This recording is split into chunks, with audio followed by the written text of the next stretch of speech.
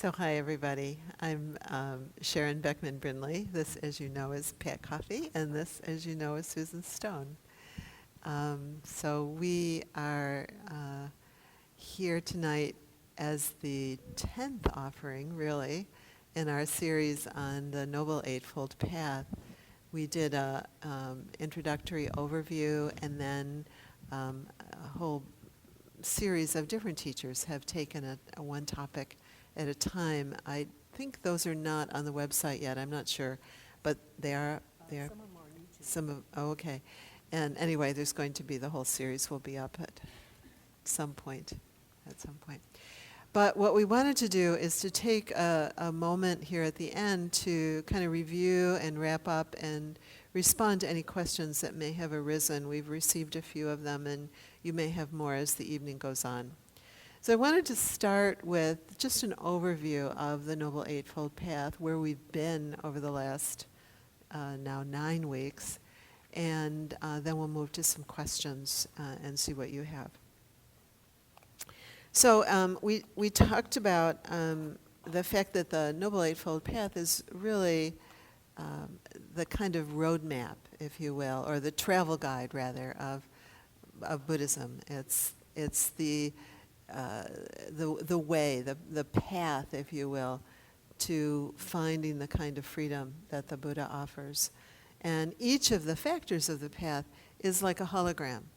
So if we really understood deeply each factor, then we understood all the rest. We understand all the rest. So we can kind of enter into the path really with any one of the factors, although there's a bit of a sequence that's offered, but it isn't that first you have to master one, and then you have to learn. You start over again at the beginning with another one. And the first factor of the path is wise view. Pat gave a talk now a couple months ago on wise view, which is the understanding, sort of the overall framework of the path, which is understanding the truths of impermanence, especially, and the fact that our experience is conditioned by infinite causes and conditions. We're really not in control. And both of those qualities of our experience really lead us in some ways into dukkha, into suffering, into stress, to the extent that we want things to be permanent, we want things to be a particular way, we want to be able to identify, and we want to be able to control. Another important piece of the understanding of wise view is because of all the importance of the conditioned factors, that what we do matters. There's the whole big teaching of karma, and that whatever we do really conditions what comes after it. And so Pat touched on those pieces in his talk. I gave a talk next on wise intention. And wise intention is fundamentally the intention of letting go of what does not lead to freedom from suffering, letting go of holding on, letting go of trying to make things work out on our own way, on our own terms, and having an intention toward kindness. Pat invited us in that way during the meditation, and having an intention toward compassion for suffering, however it arises. So wise intention, wise view, and wise intention. The next 3 factors of the Noble Eightfold Path have to do with our morality, or what's called sila, how we behave in the world. Susan gave a talk about wise speech, speech that is true, correct, as in timely, beneficial, and ideally welcome and agreeable to others, and if it's not welcome and agreeable, that we have wise discernment about how to use that speech. Hugh Byrne came down from Washington and gave a talk on wise action. He talked about habits and the ways that our habits can condition our action, and gave us some thoughts about interrupting those typical habits that we have, so that our actions can be more wholesome. And I gave a talk on wise livelihood, having both the form of our livelihood be about non-harming, and within any livelihood, even the livelihoods that have to do with, goodness and taking care of others, releasing any sense of violence to ourselves or others as we try to do too much, too fast, or multitask too many times. So any sense of violence in our livelihood. So wise view, wise intention, wise speech, wise action, wise livelihood. Then we move to wise effort. Teresa offered that talk. And I like to think of wise effort as effort that is doing and maintaining what helps, and don't doing and not maintaining what doesn't. So this is sort of a lot of ways of elaborating that, but using our efforts, using our energies wisely. Patience can also come into an understanding of wise effort. So do what helps and don't do what doesn't. What helps us find freedom from suffering and what doesn't.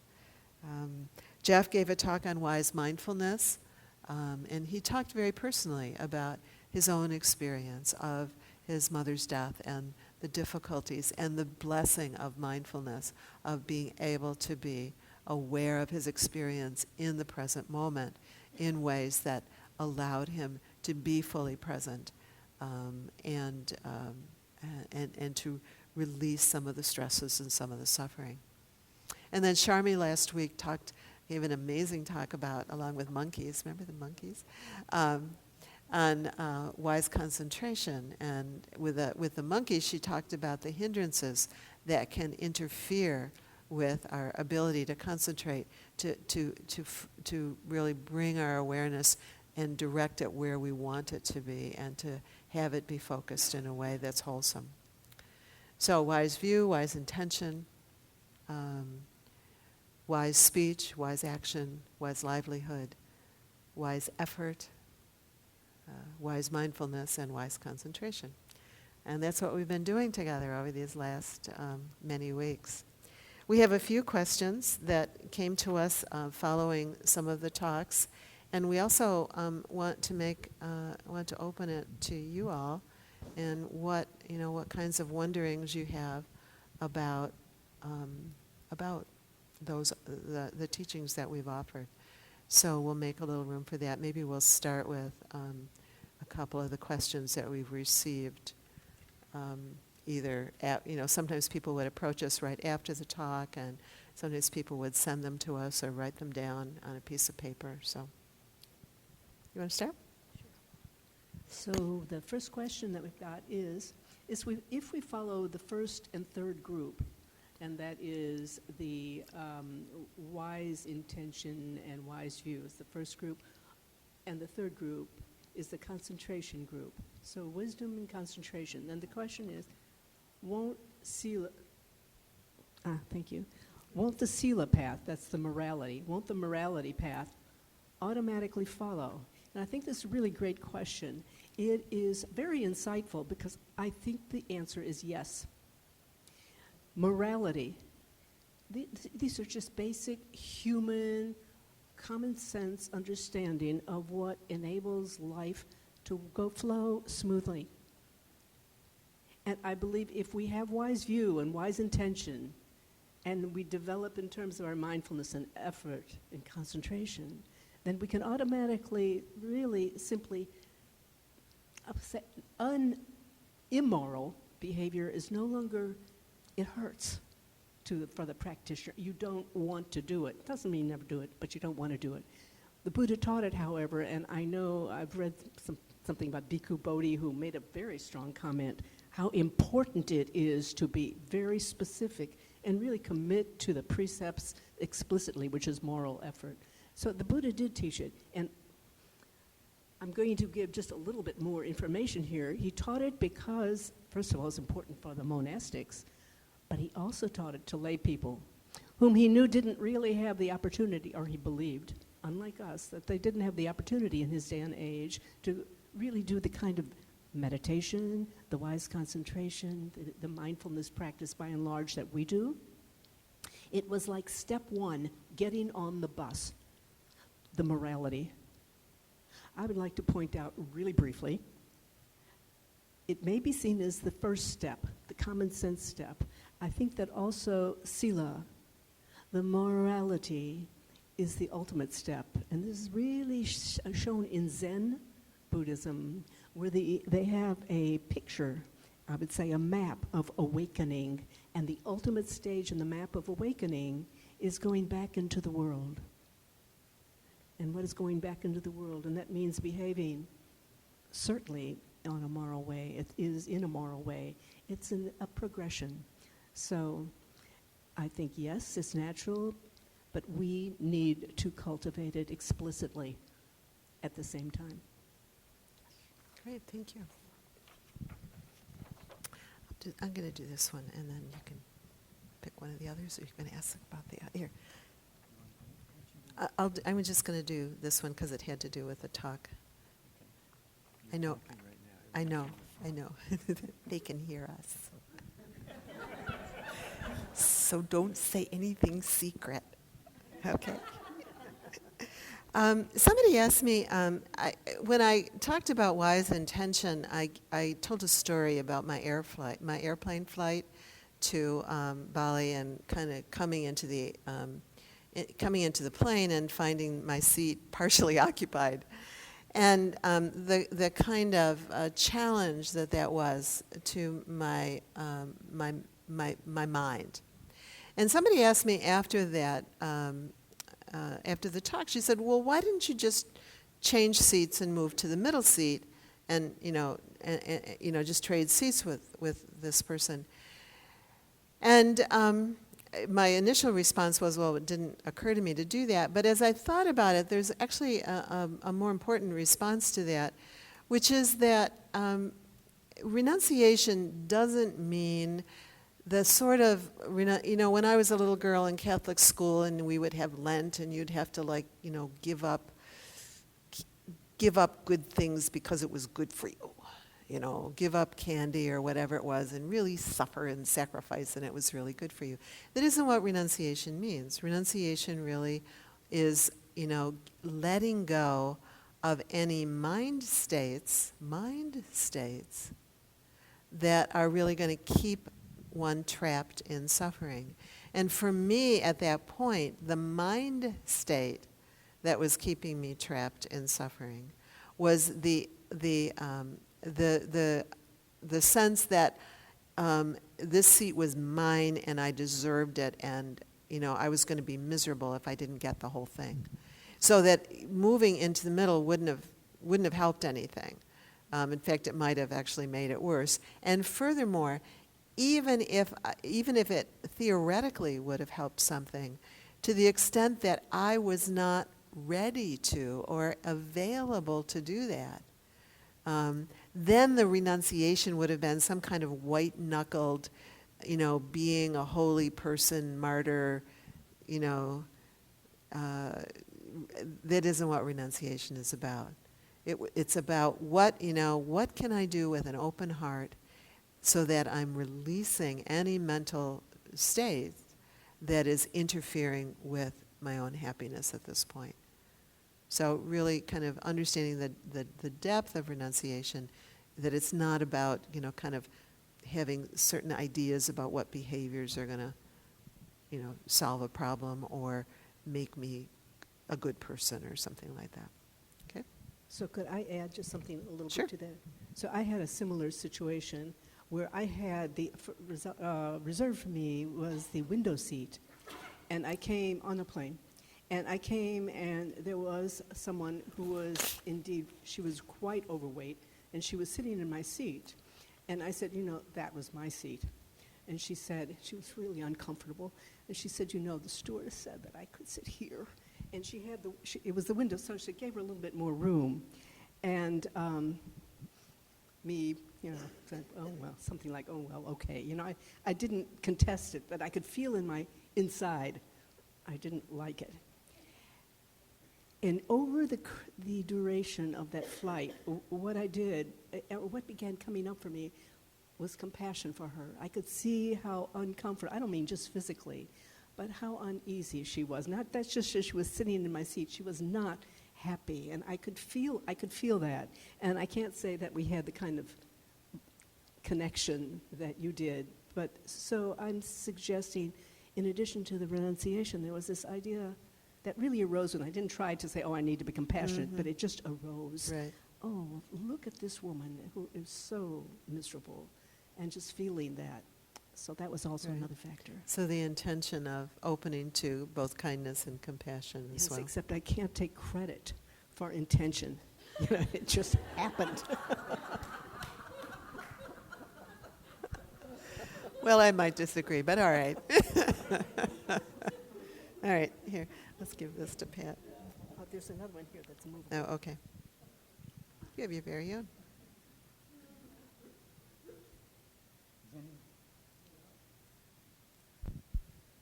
How's this? Yeah. Does anybody have any questions about anything to do with the Eightfold Path right now? Is it making sense? Is it holding together? I mean, we have a few more questions on the sheet here, but we want to make sure that everybody here has a chance to ask anything that they might want to ask. Julie.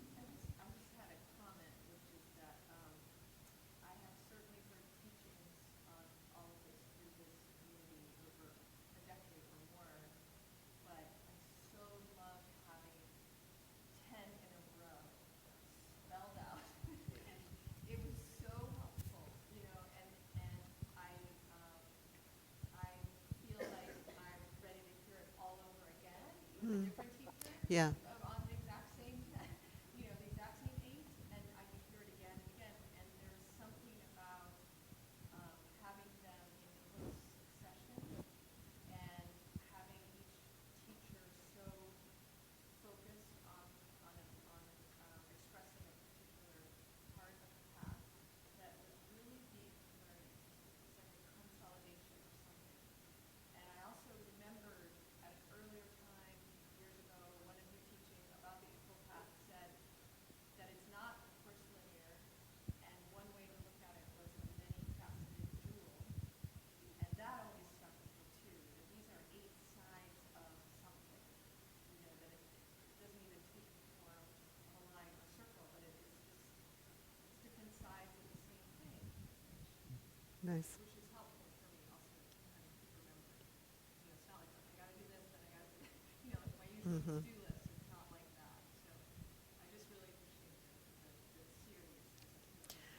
Thank you. Yeah, thank you. It certainly is each aspect of the path is a holographic doorway into everything else.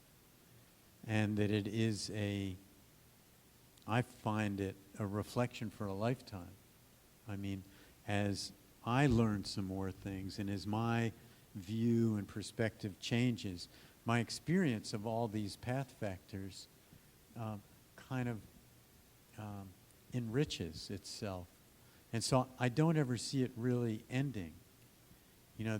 The exploration into wise speech, what a powerful aspect of being a human that is. Oh my gosh. We can form all these words. They have meaning and they have an effect. They can create love and connection and community, or they can create war and rancor and destruction. So the reflection on speech itself and how we work with it and refine it in ourselves is extraordinary. And any of the aspects around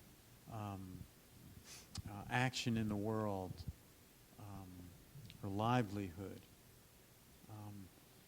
if we can just have the mindfulness, another path factor, to be awake to, does this particular thought, word, or action lead to harm for me or others, to the best of my ability of understanding that, recognizing we can't understand all the causes and conditions. We think we have the person that needs to be elected for the benefit of, we're making our best guess with the information we have. And so we act on that. But it's really a kind of fool's errand to think that we actually do know a whole lot. But we're working at it. And this path, and the Buddha's idea was, okay, you just keep turning these over and over in your head. If it has to do with livelihood, How is this kind of experience in the work world or livelihood affecting myself, my family, my community? Is that okay? How could I improve what's going on there? Or abandon? I remember there was, who's the 105-year-old Zen teacher in Los Angeles? Not Suzuki Roshi, no. Oh, no, 105. Yeah. I'll tell you in a minute. Yeah. Here we are. It's the senior gang. Yes. But anyway, he there's a It's a he secret. he was confronted. Well, why are you, why would you teach these practices to people working in munitions, Yeah. plants or whatever, who are designing more creative ways to kill? And the response was, well, I don't know how these teachings are going to land. I'm sharing these teachings. We'll see how it affects those individuals. I'm teaching the Eightfold Path. Wow. How people will reflect on right livelihood is something they're going to do and take into an account. So this is, a continued reflection on life. And they do feed, one another in such a beautiful way. And we just finished up the precepts course, which was looking at kind of rules for training, so to speak, or ways you're interacting with the world, looking at various possibilities for harm. So that's a part of it. I can remember having a student who just wasn't making much progress, and I didn't know much about him. He kept coming back to retreats. And he kind of had some stature in certain ways. I don't want to go into too much detail. But then it came out, he was leading this life that was devoid of kind of personal integrity. It was no wonder that his training in these practices just wasn't getting anywhere. Kind of lying and taking advantage of people on a continuing basis. You're not going to be able to do these practices. It's beautiful the way it fits together. We have to pay attention to everything. So maybe I got off on that a little bit, but Yeah.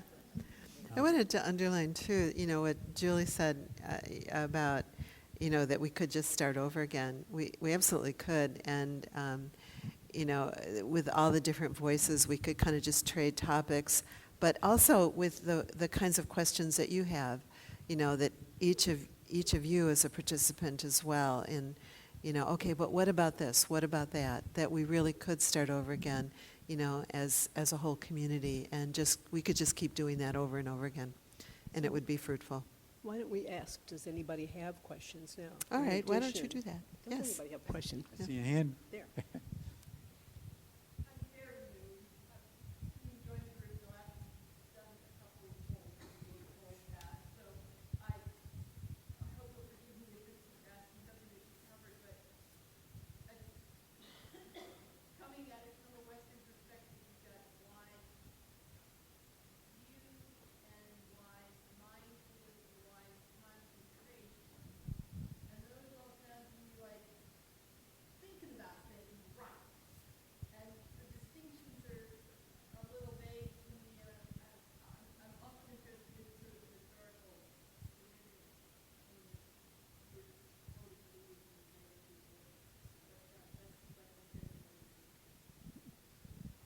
I would say that's a really good reason why we should be doing this over. But in short, and because I won't go into each of them, maybe you will or would like to say more, but no, it's not just about thinking. Concentration is about a different use of your mind. Mindfulness is about being present. It's not about thinking. And it's very different, you're right, from our Western perspective, which is all about thinking. So this is the power of this training. It's about training the mind to become aware of how it's thinking, the patterns, not just the content. And each of these has a dimension in there that is powerful. So you'll keep coming. The other thing about it is that if our goal of our practice is freedom from suffering, and if our goal is indeed complete freedom from suffering, if that's sort of the point of our practice, then I use the example when on the introductory one of saying, sort of like a tour book or something like that. If your goal is to go to Spain, then there are ways to do it that will get you to Spain, and there are ways to do it that actually won't really get you there. So it isn't about, there's some rule that you have to behave like this because you have to get to Spain. But if that's your goal, then it is true that some understandings need to be in place in order to accomplish that goal. So it's not about, be good or something, but just this is just, so the Dharma is really just how do things work. And so the Buddha's teaching is, he says, I am awake. He says, I get it, how things work. And I see what causes suffering, and I see how to end suffering. And so that's the teaching. You want to add? So the technology, the meditation practice, is creating a better tool to seeing more clearly how we do suffer, how we cause suffering. So we have the aspects that are kind of cleaning up our day-to-day life, trying to do less harm, trying to understand what is harmful, what's not, making our best, choices. And then we are working in this technology. We have 30, 40 different meditations that some of them cultivate a stronger capacity to love or to be compassionate or to have equanimity or to have joy. And then we have these other meditations that kind of sharpen the powers of the mind. So we're cultivating this heart and mind with the goal being able to see clearly, okay, how does nature work? How does all this work? How does suffering work? And so we're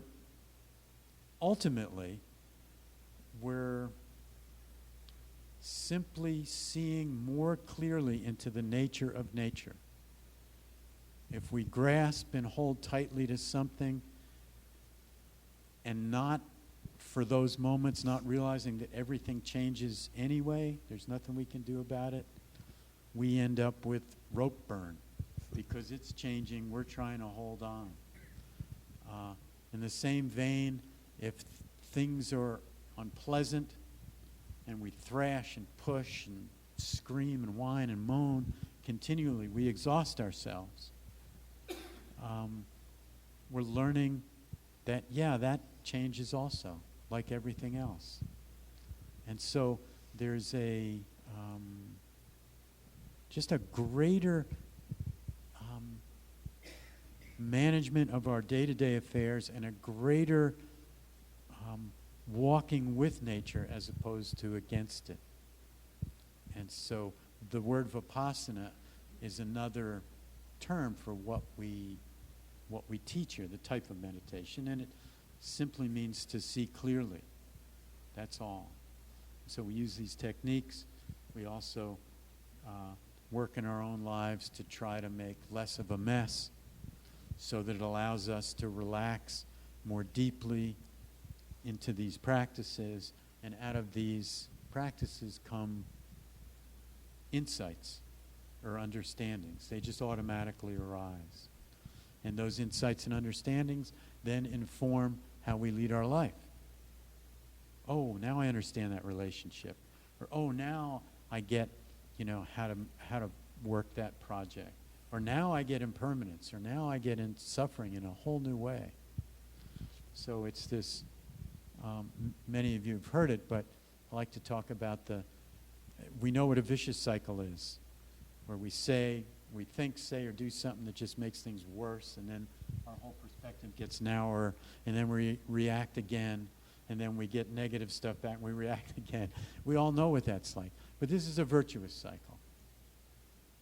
We're reflecting and refining our lives and relationships in the world as best we can.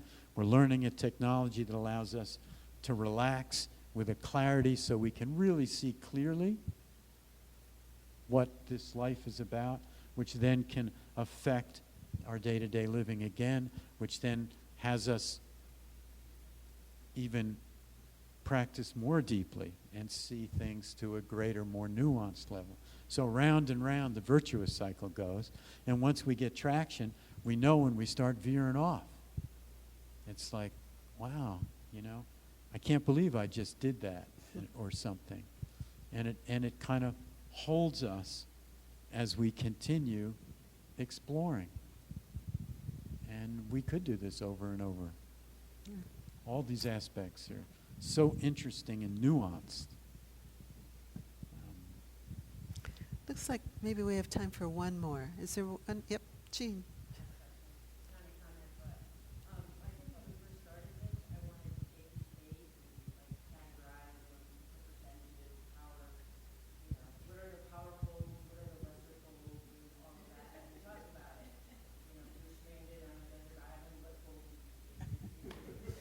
What? What fold? Oh.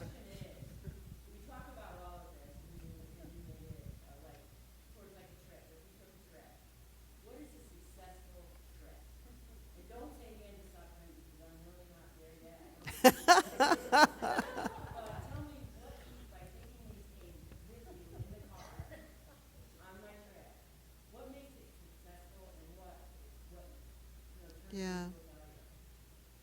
Yeah. When I think of it, I think of each hat as a different colored big yarn. And they're all together and they're all woven together. You only get one.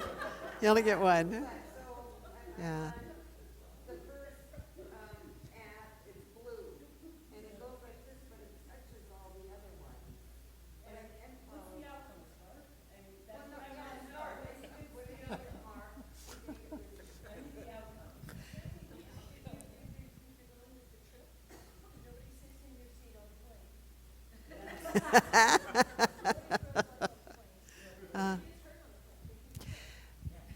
Yeah. Yeah. Yeah. Yeah. So it's true that we always have those experiences, that, who was it, Gilda Radner said it's always something, it's just always something. And, we can just sort of look around. I was at a restaurant the other day, and I was just sort of looking around and just appreciating that, all these people, are having a difficult day. That just for everyone, there's something. And so the invitation of our path is basically one to happiness.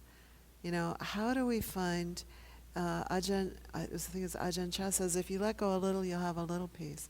If you let go a lot, you'll have a lot of peace. And if you let go completely, you'll have complete peace. Your troubles with the world will have come to an end. Our troubles with the world, our troubles with, what is it? What is it that we've struggled with today? The dirty pot in my kitchen sink before I left. The rain without an umbrella. Bigger things. Our parents who are ill, or our children who are ill, or we listen to the news, or whatever it is that causes the suffering. How can I be with this and be wise and skillful in response, and have it not affect the depth of my happiness and peace and ease? And so you know, if you let go a little, you'll have a little happiness. If you let go a lot, you'll have a lot. And if you let go completely. So wherever we are, you know, it's like what Pat was describing, you know, in terms of, you know, wherever we are, we work with it, and then it feeds itself, and then we see something else, and we go a little deeper. So, and I think, I wasn't here for Jeff's talk, but my understanding is that Jeff gave a really beautiful talk on mindfulness, and he really talked about the real agony of his mother died very suddenly, and going through all of that, and going through that with his family, and that, you know, that as traumatic and challenging as that experience was, that there was much less suffering than there might have been. A little bit less suffering, maybe. Whether it's a little bit less suffering when I'm I'm in a hurry to get home, and there's construction on Route 29. How do I be with this? And maybe there's just a little bit different way of saying it. And first of all, I would add another strand. Did you say thread or yarn? I would add I would have made it not like yarn, not like I would count here, but I'd make it the ninefold path. I think that loving kindness needs to be another strand that fulfills it. However, I think that ultimately, Jean, what you asked, I think the Buddha would say, you let go of it all, letting go. Let go of the raft, ultimately. That's not forgetting it. It's because, and this is the one who has attained the awakening, because it's so natural. Mm-hmm. You don't have to hold on to it anymore. That's what the progress, progress that happens without your trying. That's the whole point. Thank you. Well, we need to stop for tonight. Thank you. We will end this. We'll do another sequence sometime soon. We actually got ourselves organized to do that. So blessings, everyone.